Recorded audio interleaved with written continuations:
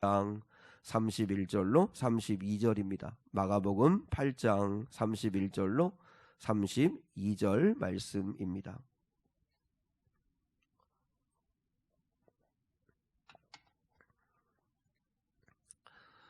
마가복음 8장 31절로 32절 말씀입니다. 우리 한 목소리로 하나님 말씀 함께 받들어 읽겠습니다. 시작.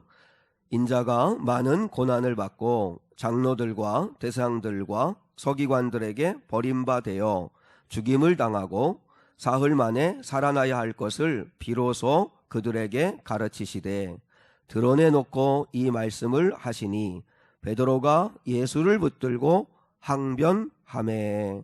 아멘. 베드로가 예수님을 꾸짖다. 베드로가 예수님을 꾸짖다 라고 하는 제목 가지고 함께 오늘 주일 맞아서 말씀을 나누기를 원합니다. 네티즌들 500명에게 교회가 싫은 이유를 물었습니다.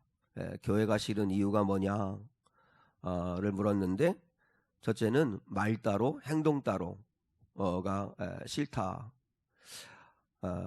여러분, 그 많은 사람들은 말을 보는 게 아니라 행동을 본다는 거죠.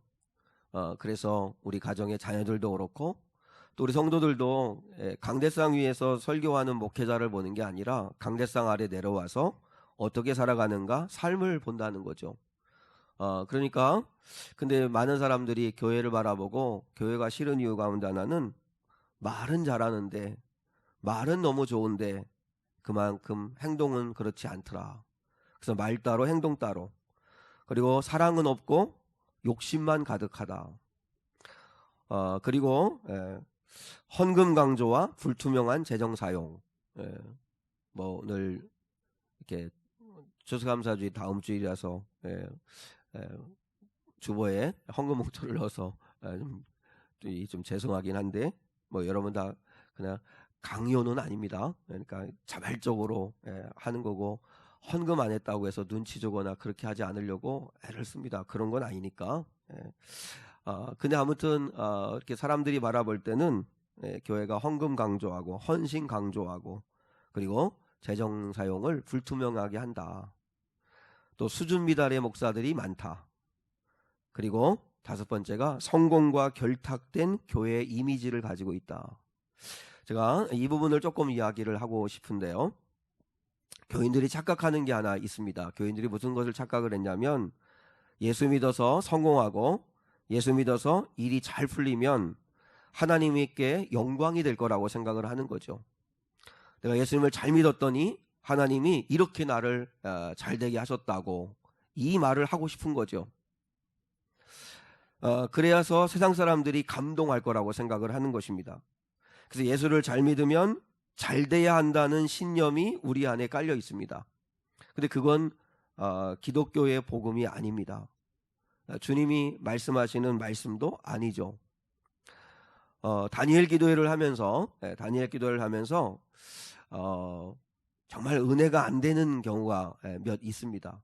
정말 은혜가 안 되는 그 경우가 있는데 그 중에 하나가 뭐냐면 성공한 결과만을 자꾸 얘기하는 그 강사들이 있는데 그럴 땐 정말 은혜가 안 됩니다. 내 남편을 한국의 요셉이 되게 해주세요. 뭐 이렇게 기도를 했다고 하는 분 이야기를 이렇게 하시더라고요. 그래서 자기 남편이 정말 그 분야에서 최고의 높은 자리까지 올라갔다. 뭐 그런 이야기를 합니다. 좋아요. 뭐 그렇게 기도할 수 있어요. 내 남편을 한국의 요셉이 되게 해달라. 기도할 수 있을 것 같아요. 근데 이거 기도하는 목적이 두 가지로 나누어지는 것 같아요. 하나는 성공이 목적인 사람의 기도죠. 성공이 목적인 사람의 기도. 높은 자리에 오르는 것이 그게 목적인 교인들이 있습니다. 하나님에게 복받고 하나님을 믿어서 내가 높은 자리에 내가 원하는 일 이루어지는 그 자리를 오르고 싶은 거죠. So what? 그래서 어떻게 하겠다는 건가? 라고 하는 사명에 대한 답은 없습니다. 한국의 요셉이 되기를 바란다고 하지만 그럼 여러분 한국의 요셉이 되기를 바란다면 무엇을 통과해야 되냐면 하나님의 말씀대로 순종했더니 감옥 갔다. 이 과정을 통과해야 합니다. 요셉의 삶에도 그게 있잖아요. 하나님의 말씀대로 순종하고 그리고 보디발의 아내가 유혹하고 그래서 얼마든지 젊음을 불태우고 한밤을 뜨겁게 할 수 있는 그런 욕망에 빠질 수 있었지만, 그러나 하나님의 뜻에 순종하기 위해서 단호히 거절했을 때 결과는 영광이 아니라 감옥이었습니다. 믿음으로 살았더니 실패한 거죠. 고난을 겪은 거죠. 이 과정을 통과하고 난 뒤에 요셉이 되는 거죠. 이 과정을 통과하고 요셉이 되었습니다. 그래서 요셉은 총리가 되었지만 교만해지지 않았습니다. 총리가 되었지만 그 총리의 칼을 가지고 원한을 갚는 데 사용하지 않았습니다. 많은 사람들을 살리고 많은 사람들을 주님께로 인도하는 그 거룩한 사명의 길을 가게 되죠. 한국의 요셉이 되게 해주세요 라고 할 때 중요한 건 우리의 기도의 목적은, 두 번째는 하나님과의 관계가 목적인 사람의 기도입니다. 요셉은 정직하게 살았더니 고난을 만났어요. 누명을 썼어요. 너무 힘드니까, 감옥 생활이 너무 힘드니까. 그래서 술 맡은 관원장한테 개인적으로 부탁을 합니다. 꼭 나를 좀 여기서 꺼내달라고. 왜냐하면 힘 있는 사람이니까, 왕 곁에 있는 사람이니까. 그래서 부탁을 합니다. 근데 요셉의 계획대로 되지 않았죠. 요셉의 계획은 숲으로 돌아가고 술 맡은 관원장은 2년 동안 잊어버리죠. 그래서 꼼짝없이 요셉은 2년 동안 감옥 안에서 견디고 버텨야 합니다. 근데 그 2년이라고 하는 하나님이 정하신 시간을 통과한 요셉이 그 2년 동안 감옥 안에서 뭘 깨달았을까요? 하나님과의 관계가 회복된 거죠. 하나님과의 관계. 그래서 요셉이 총리가 되었을 때 배 두드리면서 즐기자, 이제는 누리자, 그리고 이제는 관광하고 즐겁게 살자, 그렇게 하지 않았다는 거죠. 내일 모레 11월 15일 다니엘 기도회 강사분의 그 설교 제목이, 그분은 누군지 모르는데 제 설교 제목이 뭐냐면 순종하니까 실패했습니다가 설교 제목입니다. 순종하니까 실패했습니다. 나는 이게 기독교입니다. 이게 기독교. 순종하니까 실패했습니다. 그러니까 우리는 늘 결과에 관심이 있는 거예요. 결과. 성공이냐 실패냐. 근데 중요한 건 뭐냐면 순종에 집중하는 거죠. 순종. 우리가 순종해요. 우리가 하나님을 믿는 믿음으로 살아요. 결과는 우리가 원하는 대로 되지 않을 수도 있다는 거죠. 그러나 중요한 건 순종함으로 인해서 하나님이 영광을 받으시는 거죠. 그리고 우리는 하나님을 기쁘시게 하는 그 길을 기꺼이 가겠다고 다짐을 하고 따라가는 거죠. 근데 우리는 실패했냐, 성공했냐, 잘 됐냐, 대박 났냐, 아니면 어떻게 했냐, 결과에 자꾸 집중해서 결과주의에 빠지게 되는데 그렇지 않다는 것입니다. 주님이 가이사랴 빌립보에서 그 로마 황제가 신이라고, 로마 황제를 신처럼 경배하고 떠받들고 그렇게 살아가는 사람들이 정말 넘쳐나는 그 세상 한복판에서 예수님이 질문했어요. 제자들한테. 너희에게 나는 누구냐? 너희는 나를 누구라고 하느냐? 왜 예수님이 이 질문을 하셨을까요? 이 질문에 대한 분명한 답이 없으면 가이사랴 빌립보에서 내가 누구인지, 내가 어떻게 살아야 되는지를 잊어버리고 살기 때문에 그렇습니다. 그래서 내가 누구냐는 나와 깊은 관계를 갖고 있는 주님이 누구냐에 대한 분명한 인식이 있어야 되고, 그리고 그 내가 누구냐를 깨달으면 그러면 내가 이제 앞으로 어떻게 살아야 될까? 내가 이제 어떻게 살아야 될까에 대한 고민을 하게 되는 거죠. 에스겔 2장 4절로 5절 말씀 한번 볼까요? 우리 주보에 있어요. 주보에 있는데 에스겔 2장 4절로 5절. 자, 에스겔을 하나님이 부르셔서 에스겔을 보내시는데 어디에 보낸다고 말씀을 하셨냐면, 자, 에스겔 2장 4절 5절이요. 시작. 이 자손은 얼굴이 뻔뻔하고 마음이 굳은 자니라. 내가 너를 그들에게 보내노니 너는 그들에게 이르기를 주 여호와의 말씀이 이러하시다 하라. 그들은 패역한 족속이라. 그들이 듣든지 아니 듣든지 그들 가운데 선지자가 있음을 알지니라. 자, 하나님이 에스겔을 어디로 보내시냐면 얼굴이 뻔뻔하고 마음이 굳은 사람들이 있는 곳, 패역한 족속, 그 사람들, 그러니까 하나님을 경외하는데 마음이 없고 세상을 즐기고, 그리고 한마디로 말하면 가이사랴 빌립보로, 가이사랴 빌립보로 에스겔을 보내시는 거죠. 우리 그리스도인들을 하나님이 어디로 보내시는 거죠? 가이사랴 빌립보로. 이 세상이라고 하는 곳이 어떤 곳이에요? 아까 말씀드렸잖아요. 세상은 교회를 싫어하는 곳이에요. 교회를 싫어해요.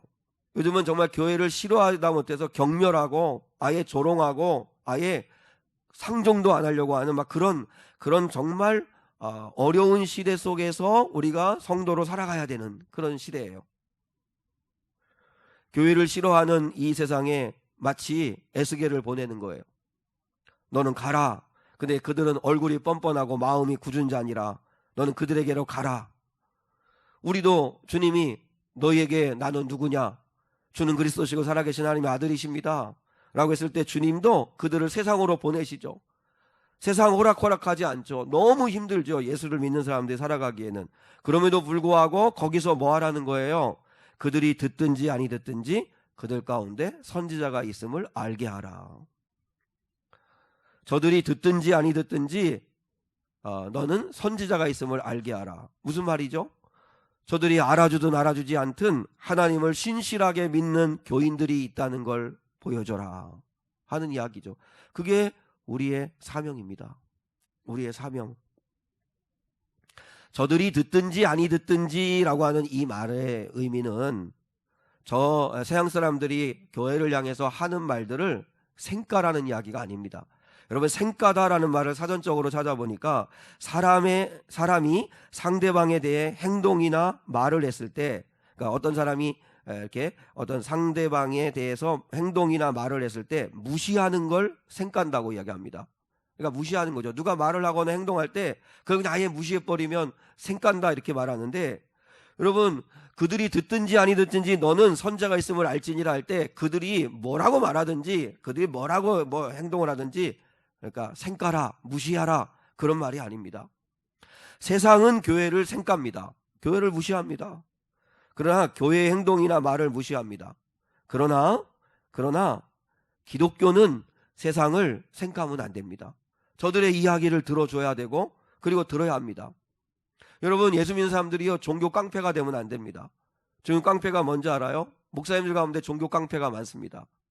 당신 그런 식으로 하면 하나님 가만히 안 계신다. 하나님 반드시 벌 내리신다. 심판하신다. 하나님이 두렵지도 않냐. 여러분, 그건 종교 깡패입니다. 자기가 하나님입니까?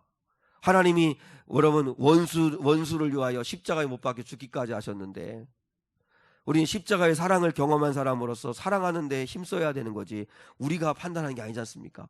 여러분, 우리가 그래요. 너무 속이 상하고 화가 나면 우리 그럽니다. 그래, 너는 그러니까 지옥이나 가라.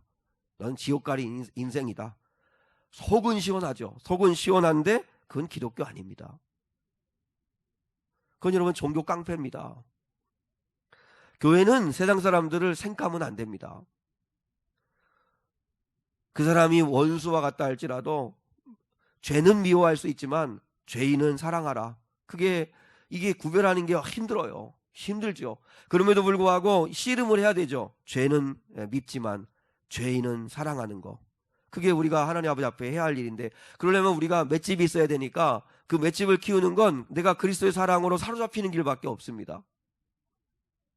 그래서 우리의 사명은 저들이 듣든지 아니 듣든지 선지자가 있음을 알게 해주는 거죠. 하나님의 사람들이 있다는 걸 보여줘야 된다는 거죠. 저들의 반응에 상처받지 말고 결과에 대해서 너무 연연하지 말고, 그들이 듣든지 아니 듣든지 어떤 결과에 너무 연연하지 말고, 결과가 안 좋으면 다 내 책임인 것처럼 죄책감 갖지 말고, 열심히 교회 개척해가지고 했는데 교회가 부흥이 안 돼요. 그럼 다 목회자 책임인 것 같고, 물론 하나님 앞에 게을르면 안 되고 부지런해야 되고 최선을 다해야 되겠지만, 그렇게 열심히 했는데도 불구하고 안 되면 그건 마치 내 책임인 것처럼 상처받고 그래서 우울하고 하나님을 날 사랑하지 않는 것 같고, 늘 우리는 뭐예요? 결과에만 너무 집중해요. 하나님 원하신 건 뭐예요? 그들이 듣든지 아니 듣든지 선지자가 있다는 것을 보여줘라. 여전히 하나님은 말씀하고 있다는 걸 보여줘라. 여전히 가이사랴 빌립보 같은 곳에서 제자들이 있다는 거, 이 바벨론 같은 곳에서 에스겔이 있다는 걸 알게 하라. 영화 암살이라고 하는 영화 있죠. 암살이라는 영화가 있는데, 역시 여러분은 보셨는지 안 보셨는지 모르겠지만 1000만 넘은 영화지 않습니까? 2016년도 작품인데 거기에서 하정우 씨가 이렇게 이야기를 합니다. 조선군 사령관과 친일파 강인국을 죽인다고 해서 조선 독립이 되겠느냐, 이렇게 여주인공인 전지현 씨에게 이렇게 이야기를 합니다. 그때 여주인공인 전지현 씨가 이제 조선 독립 운동하는 사람이고 이렇게 이제 그 스나이퍼죠. 그 스나이퍼를 뭐라 하는 거죠? 이렇게 총 잘 쏘고 타켓 쏘는 사람을 저격수입니다. 저격수인데 근데 그에게 일본군 사령관 그리고 친일파 강인국을 죽인다고 조선 독립이 되겠냐 이렇게 말할 때 조선군 사령관과 강인국을 죽인다고 독립이 되겠냐고? 모르지. 그렇지만 알려는 줘야지. 우리가 계속 싸우고 있다는 것을. 여러분, 이게 우리의 사명이에요. 우리의 사명. 영화를 봐도 깨달음이 있는 그 은혜가 있기를 바랍니다. 여러분, 이 세상을 봐요. 디모데후서 3장에 보면 말세의 사람들의 특징이 제일 첫 번째가 자기를 사랑하며 돈을 사랑하며, 사랑하는 게 두 가지인데 자기를 사랑하는 거, 돈을 사랑하는 거. 사랑은 우리가 하나님을 해야 되고 또 이웃을 사랑해야 되는데 자기를 사랑하고 돈을 사랑해요. 하나님 사랑하고 이웃 사랑하는 게 하나님의 가르침인데, 성경의 가르침인데, 근데 세상 사람들은 자기를 사랑하고 돈을 사랑해요. 그러니까 지금은 이 당시는 가이사라 빌립보에서는 로마 황제가 신인데 오늘날의 우리 이 시대는 자기가 신이에요. 자기 몸, 자기 꿈, 자기 즐거움, 자기 가정, 자기 식구, 자기가 신이에요. 그러니까 자기만을 위해 살아가는 삶이에요. 그리고 돈이 신이에요. 돈 있어야 된다. 돈 없으면 무시받는다. 여러분, 대한민국 한복판에서 살아가는데 자기가 신이고 돈이 신이라고 믿는 수많은 사람들이 살아가는 이 세상에서 하나님을 주인 삼고 하나님을 사랑하는 사람으로 살아가야 하는 게, 그게 우리의 사명인데 그걸 네가 해라 라고 하는 거죠. 그게 주님이 우리에게 질문하시는 이유라는 것입니다. 최근에는 정말 우울한 뉴스들만 많은데 근데 참 기쁜 뉴스가 하나 있었죠. 여러분도 아시지만 경북 봉화에 광산이 무너졌었잖아요. 근데 무너졌는데 지하 190m니까 정말 얼마나 깊은 곳이에요. 지하 190m 그곳에 지하에 약 221시간 동안, 그러니까 한 9일 정도 되죠. 9일 정도 되는 시간 동안 매몰되었던 두 사람이 무사하게 이렇게 구출이 되었습니다. 근데 이 사람들이 얼마나 건강했는지 걸어서 나왔다고 그래요. 9일 동안 190m 지하에 갇혀가지고 사느냐 죽느냐 하는 생사의 기로에 있었던 두 사람인데 이들이 버젓이 살아서 건강한 모습으로 걸어서 나왔다는 거예요. 건강검진하니까 그게 크게 이상이 없다는 거예요. 근데 이들이 살 수 있었던 이유가 뭐냐, 이렇게 보도를 보니까 첫 번째는 마실 물이 가까이 있었다는 거예요. 마실 물이. 바위 사이에 이렇게 흐르는 물이 있어가지고 그 물을 마셨고, 그리고 두 번째가 재밌죠. 믹스커피가 있었다는 거예요. 믹스커피. 맥심 모카 골드 마일드. 이거 여러분, 이게 주일날 우리 점심 때 먹고 타 먹잖아요, 그죠? 이건지는 모르겠지만 아무튼 요즘 이거 판매량이 엄청 늘었다고 그러죠. 그런데 이걸 밥처럼 먹었다는 거예요. 근데 보니까 하나에 이게 50 칼로리가 되더라고요. 그래서 커피 믹스를 밥 먹듯이 몇 끼마다 그 흐르는 물에 타가지고 그래서 먹었다는 거예요. 그리고 살려는 의지가 있었대요. 살려는 의지. 우리 살 수 있다. 살자. 지금 계속 구출에 지금 우리를 살리려고 지금 계속 구조 활동을 하고 있다. 이렇게. 그리고 마지막 하나가 뭐냐면 혼자가 아니라 둘이었다는 거죠. 그래서 추위를 이기기 위해서 서로 몸을 이렇게 맞대어 가지고 체온을 유지하기도 하고, 그리고 한 사람이 막 불안해 가지고 막 이렇게 낙심하게 되면 다른 사람이 위로해 주고 그리고 소망을 주고, 그래서 같이 견딜 수가 있었다는 거죠. 같이 함께 할 수 있었다는 거죠. 그 이야기를 이렇게 읽으면서 우리 그리스도인은 무엇으로 사는 걸까 비유하자면 우리도 마찬가지예요. 예수 믿는 사람들이 살아가는 이 현실이요. 이 현실이 정말 출구가 보이지 않는 지하 190m 아래에 갇혀 있는 것 같은 그런 상황 속에서 우리가 예수 믿는 사람으로 살아가는 것 같아요. 그러나 그 속에서도 우리가 건강하게 생명을 지키며 살아갈 수 있는 이유는 첫째는 생수의 근원 되시는 하나님을 믿으셔야 합니다. 생수의 근원 되시는 하나님을 만나셔야 되고, 그리고 두 번째는 커피 믹스를 밥 먹듯이 먹던 것처럼 날마다 힘을 주시는 하나님의 말씀을 먹으셔야 되고, 그리고 무엇보다도 살려는 의지가 있었던 것처럼 저는 향하는 우리 성도들에게 마음에 소망이 있으셔야 합니다. 하나님에 대한 기대. 그러니까 여러분의 인생이 잘 풀릴 거라고 하는 그냥 너무 표피적인 그런 깊이 없는 그런 결과 말고, 정말 내가 살아야 되는 이유, 그리고 절망하고 패배의식에 사로잡히지 말고 내 안에 믿음, 소망, 이 사랑이 넘칠 때 우리는 살아야 할 이유를 발견하는 거죠. 그리고 정말 중요한 건 함께하는 믿음의 사람이 있을 때. 그래서 신앙생활은 절대 혼자 하면 안 된다. 공동체의 소중함을 여러분이 알고 마음을 여셔야 된다. 다니엘이 뜻을 정한 이유가 뭘까요? 다니엘이 바벨론의 포로로 끌려갔을 때 뜻을 정한 이유는 여러 가지 이유가 있지만 그 중에 하나는요, 뜻을 같이 하는 친구들이 있었기 때문이에요. 그리고 다니엘의 세 친구들이요, 풀무불에 들어가서 죽을 것도 각오했지만 그 신상 앞에 절하지 않은 이유가 뭔지 알아요? 세 친구들이 같이 함께 뜻을 모았기 때문이에요. 혼자면 두려웠을 텐데 같이 하니까 더 담대해지는 거죠. 하와가 혼자 있을 때 죄에 빠집니다. 남편들이요, 남자들이요, 아내와 가정을 떠나서 호텔방에 혼자 있을 때 가장 유혹을 많이 받는다는 거예요. 사람은요, 혼자 있으면 유혹받게 되어 있습니다. 그래서 같이 함께 할 때 이길 수 있는 거죠. 앞서서 말씀을 드린 것처럼 영화 암살이라고 한 영화의 마지막 장면을 보면 친일파인 변절했던 이정재라고 하는 그 사람이 죽어가면서 한 말이 뭔지 아십니까? 그렇게 묻습니다. 너는 왜 조선을 배반하고 그리고 친일파가 돼 있느냐? 이렇게 물었을 때 그가 이야기합니다. 몰랐으니까. 이렇게 빨리 해방될 걸 나도 몰랐으니까. 이렇게 이야기하면서 죽어갑니다. 사랑하는 여러분, 가이사라 빌립보 같은 현실에서 살아가지만 주님의 응답은 생각보다 빨리 올 것입니다. 주님의 일하심이 우리의 생각보다 빨리 올 겁니다. 주님의 재림하심, 주님의 심판, 그리고 주님의 응답하실 그 카이로스, 그때는 반드시 올 것이기 때문에 우리 귀한 성도들 세상 앞에 무릎 꿇지 말고 타협하지 않는 거룩한 죄종 될 수 있기를 주님의 이름으로 축복합니다. 두 번째, 오늘 보면 이제 베드로가 신앙 고백을 들으셨잖아요. 베드로의 신앙 고백을 들으신 주님이 자기가 순환받을 걸 말씀하세요. 고난받을 걸 말씀하세요. 자, 31절 한번 볼까요? 본문 31절.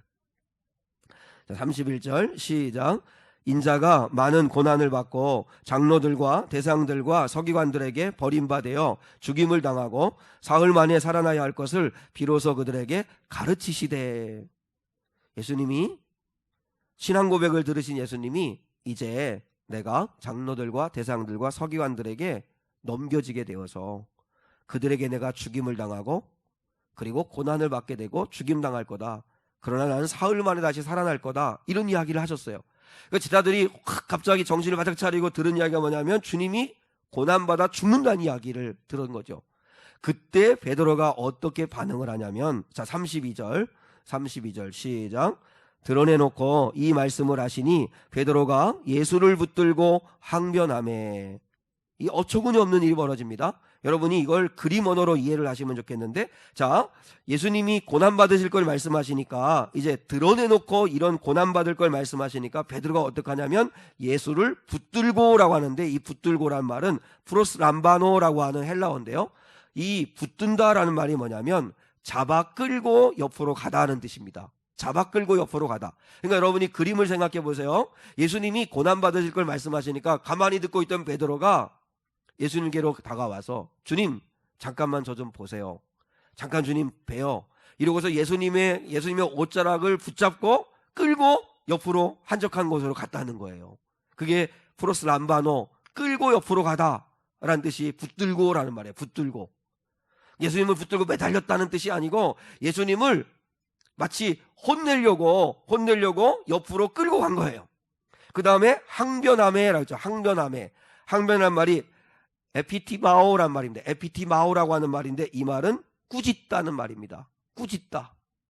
이 에피티마오라고 하는 꾸짖다라고 하는 단어가 어디서 쓰였냐면 예수님이 귀신을 꾸짖을 때 썼던 말이 에피티마오입니다. 그리고 예수님이 풍랑을 잠잠케 하면서 꾸짖을 때 썼던 말이 에피티마오입니다. 그러니까 여러분 무슨 의미인지 아시겠죠? 베드로가 예수님을 잡아 끌고 옆으로 가서 예수님을 꾸짖었다는 거예요. 예수님을 꾸짖었다는 거예요. 뭐라고 했을까요? 쓸데없는 말씀하지 마세요. 아니 왜 예수님 이렇게 나약한 말씀을 하세요? 저들의 코를 납작하게 해야지. 그게 무슨 말이에요? 잡혀 죽는다니요? 쓸데없는 말 하지 마세요. 빨리 지금 대책을 세워서 이길 생각을 해야지. 왜 그런 말씀을 하세요? 그런 이야기를 했다는 거예요. 베드로가 예수님을 꾸짖었어요. 근데 물론 여러분 베드로가 무례하다 생각할 수 있지만 이 당시 시대적인 분위기로는 충분히 그렇게 할 수 있습니다. 왜냐하면 제자들 입장에서 볼 때는 자신들의 생각과 너무나 다르게 행동하는 예수님을 가만히 두고 봐서는 안 된다는 생각이 들 거죠. 예수님이 걸어가시려고 하는 길이 자기들이 생각하는 것과 너무 다르니까 가만히 있을 수가 없는 거죠. 예수님은 왕이시고 살아계신 하나님이라고 하는 고백을 들으신 예수님이 당신은 우리의 주인이시고 그리고 살아계신 하나님의 아들이십니다. 그러면 본때를 보여줘야지. 왕이고 하나님의 아들인데 잡혀 죽는다니 이게 말이 되나? 논리 안 맞잖아요. 말이 안 되잖아요. 그러니까 예수님이 단단히 뭔가 착각하고 있다고 생각하고 베드로는 예수님을 꾸짖는 거죠. 쓸데없는 말씀하지 마시라는 거죠. 그게 말이 되느냐는 거죠. 그런데 베드로가 예수님을 꾸짖는 이 모습을 가만히 묵상해 보면 여러분 우리도 이렇게 하고 있습니다. 하나님을 막 야단치는 성도들이 얼마나 많은지 아십니까? 하나님 나한테 왜 이러세요? 해도 너무 하시네요. 왜 하나님 가만히 계세요? 자꾸 이러면 저도 가만히 안 있을 겁니다. 막 이러면서 하나님 앞에 야단치고 하나님을 혼내는 사람도 있죠. 저도 그렇고요. 우리 성도들의 기도를 가만히 이렇게 들어보면 다 하나님께 지시하는 기도예요.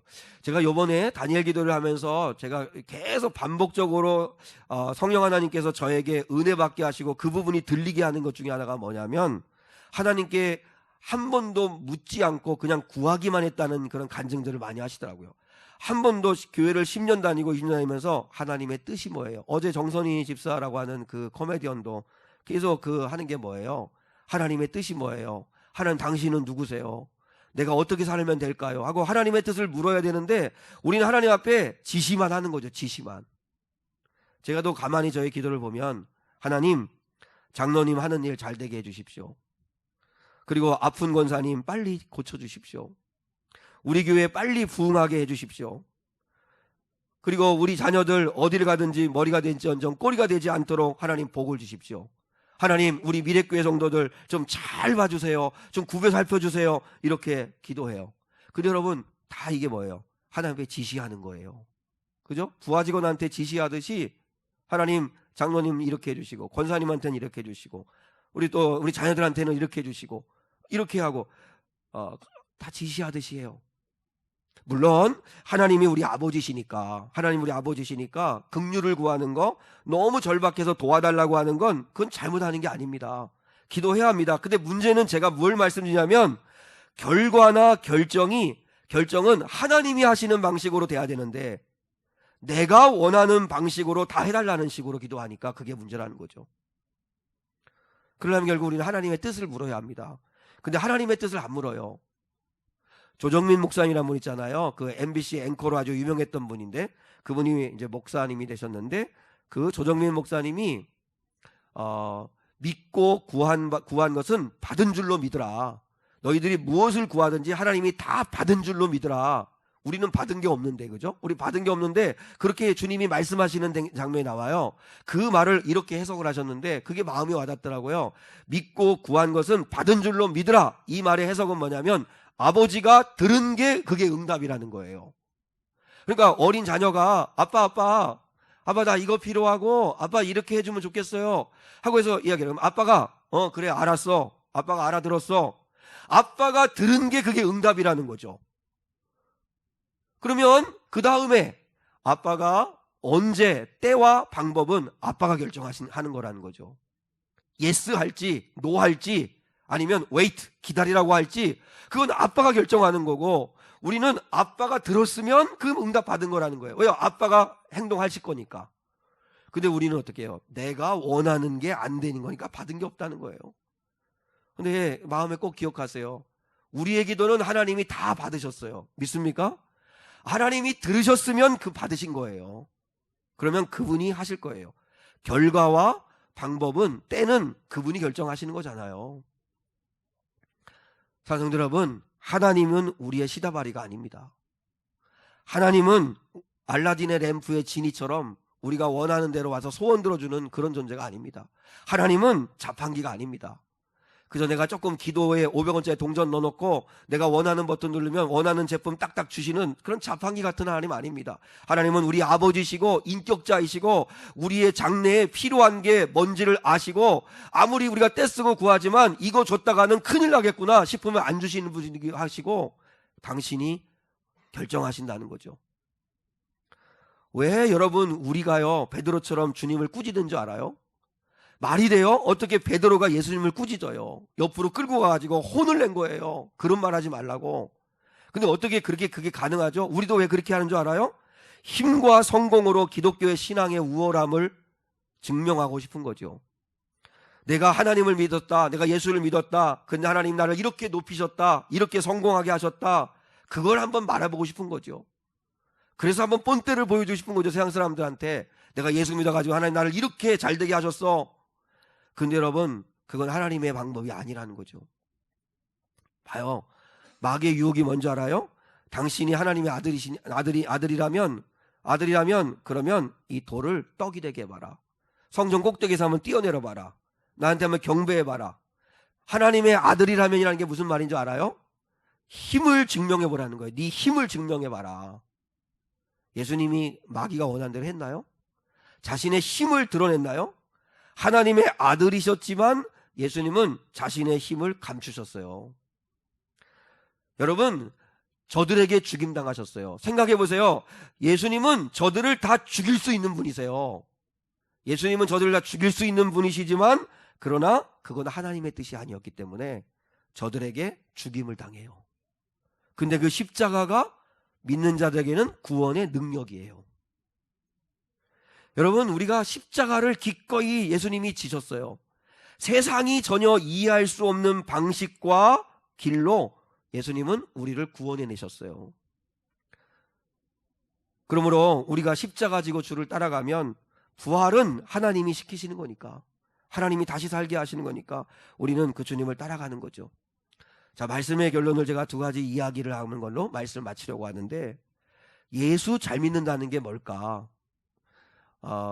제가 예전에 한번 인용했던 예화인데 그래서 다시 한번 인용을 하겠습니다. 우리가 예수님을 잘 믿는다는 게 뭔가? 예수님을 잘 믿는다는 건, 우리나라에 처음에 이렇게 복음이 들어왔을 때 1885년도 84년도잖아요 지금부터 한 140년 전이니까. 주로 그때는 누가 예수를 믿으냐면 상놈, 천민들이 예수님을 믿었습니다. 양반이라든지 이런 사람들은 선교사들이 만날 기회가 별로 없으니까 이제 길거리에서나 이렇게 만난 사람들을 전도하다 보니까 천민들이 예수님을 많이 믿었습니다. 상놈들이 예수님 많이 믿었습니다. 조선 말기니까. 그 중에서 예수님을 아주 신실하게 믿었던 마부가 하나 있습니다. 마부는 뭐냐면 말의 고삐를 끌고 다니는 사람이죠. 그러니까 종로로 타는 사람이에요. 근데 이 사람이 왕손의 말을 끄는 사람이에요. 근데 이 마부가 예수님을 믿고 난 다음에 우리 왕손한테도 내가 전도해야 되는데 하는 마음을 가지고 있는 거예요. 근데 이제 좋은 기회가 온 거예요. 왕손을 모시고 멀리 출타할 일이 생겼어요. 근데 마침 좋은 기회가 있어가지고 그 왕손에게 복음을 전했어요. 그러고 난 다음에 날이 예수를 믿으시지요, 이렇게 이야기했습니다. 날이 예수를 믿으시죠. 그저 왕손이 아주 어이가 없다는 듯이 마부를 말하면서 그렇게 말했다고 했지 않습니까? 야, 이놈아, 니까지 쌍놈이 예수를 믿으면 누가 양반이라도 시켜준다는 말이냐? 이렇게 받아쳤어요. 그때 그 말을 들은 마부가 이렇게 얘기하지 않습니까? 날이 예수를 믿는 도리는 그런 게 아닙니다. 제가 예수를 더 잘 믿으면 마부 노릇을 더 잘하는 것입니다. 저는 상한 성도들이 이 이야기를 마음에 새겼으면 좋겠어요. 예수를 믿는다는 게 뭔가? 우리가 뭐라고 투정하죠? 예수 믿어서 좋은 게 하나도 없어. 예수 믿었더니 잘 되는 게 별로 없어. 그러니까 그 말 속에는 이렇게 한꺼풀 벗겨보면 예수를 믿었더니 세상적인 보상이 없다는 거죠. 세상적인 보상이 없어. 정말 주님은 십자가에서 우리에게 세상적인 보상이나 주려고 십자가에 우리를 위해 죽으신 게 아닌데, 그리고 여러분 세상 사람들도 해줄 수 있는 일, 돈 많은 부모도 해줄 수 있는 일을 우리가 하나님 앞에 구하면 안 되잖아요. 하나님은 그거보다 훨씬 더 차원 높은 거 우리에게 주고 싶어 하시는 그런 분이신데, 근데 예수 믿으면 좋은 게 별로 없어. 예수 믿었더니 잘 되는 일이 별로 없어. 이렇게 이야기해요. 왜 그렇죠? 오해하니까 그래요. 예수 믿으면 상놈을 양반시켜준다고 생각하는 거예요. 말 부리는 사람이 말 타는 사람이 되는 게 그게 예수 믿는 복이라고 생각을 하는 거죠. 그렇지 않아요. 예수 믿는 사람이 받는 복은 말 부리는 일이 하나님이 주신 사명이라고 믿어지는 거예요. 예수님을 믿으면 마부라고 하는 이 일이 하나님이 주신 사명이라고 믿어진 거예요. 내가 더럽게 재수 없어가지고 쌍놈으로 태어나가지고 마부 노릇이나 하고 있구나, 이렇게 비참하게 생각하던 사람이 예수님을 믿으면 이 마부의 일을 하나님이 내게 주신 사명이구나, 마부 노릇을 내가 더 잘해서 예수님을 사랑하는 사람답게 살아가야지. 예수 믿으면 왕손이 되는 게 아니고, 예수 믿으면 사회적인 지위가 높아지는 게 아니고, 여러분 예수를 믿으면 내가 하나님의 자녀가 되었다는 신분의 변화를 경험하는 것입니다.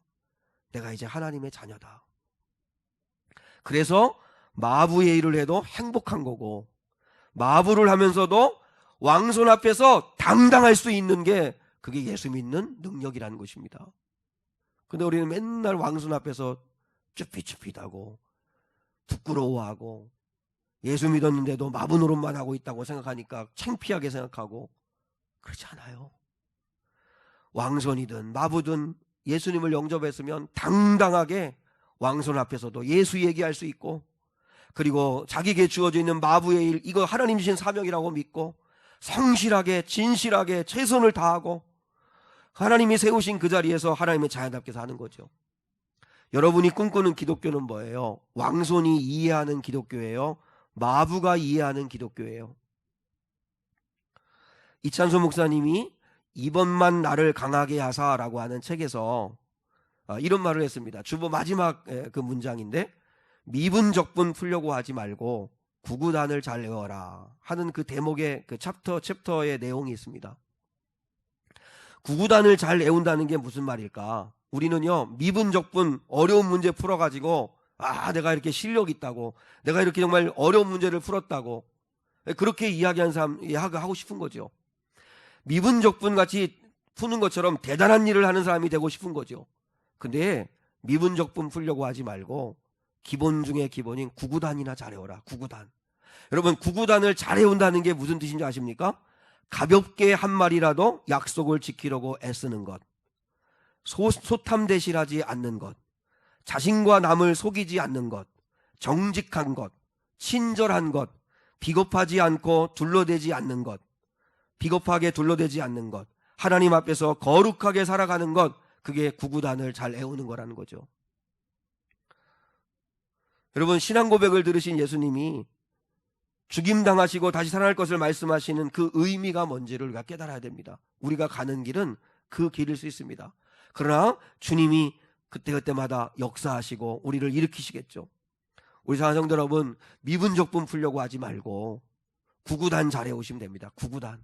여러분이 있는 자리에서 왕손이 되게 해주시고 말 타는 사람 되게 해주시고 출세하게 해주시고 이렇게 미분적분 풀는 사람 되게 해달라고, 왕손 되게 해달라고 기도하지 마시고 구구단 잘 해오고, 그리고 마분으로 잘하고 그리스도인으로서 당당하게 하나님을 믿는 사람답게 행복하게 감사하면서 그렇게 살아가는 은혜 달라고 기도하실 수 있기를 바랍니다.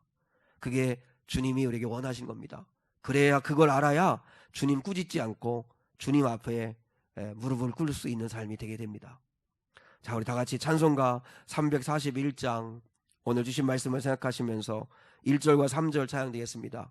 우리 하나님 아버지 앞에 내가 어떠한 삶을 살아야 되는가를 기억하며 이 찬송 드리겠습니다.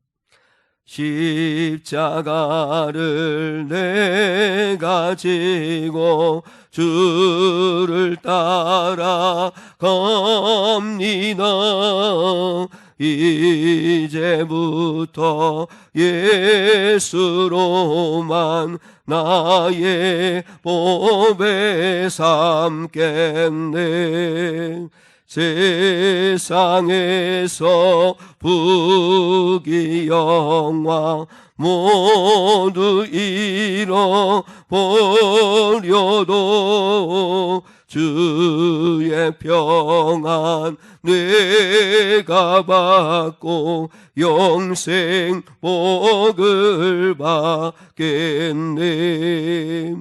내가 핍박 당할 때에 주의 품에 안기고 세상 고초 당할수록 많은 외로 받겠네. 주가 주신 기쁨 외에 기뻐할 것 무엇냐. 주가 나를 사랑하니 기뻐할 것뿐일세. 아멘.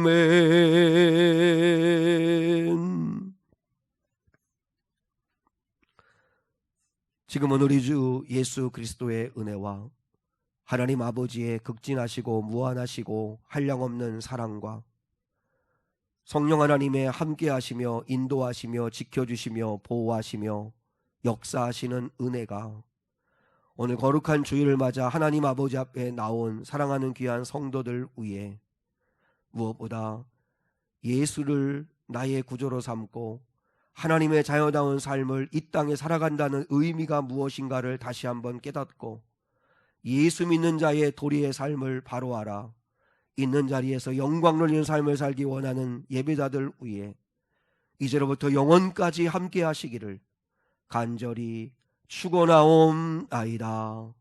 아멘.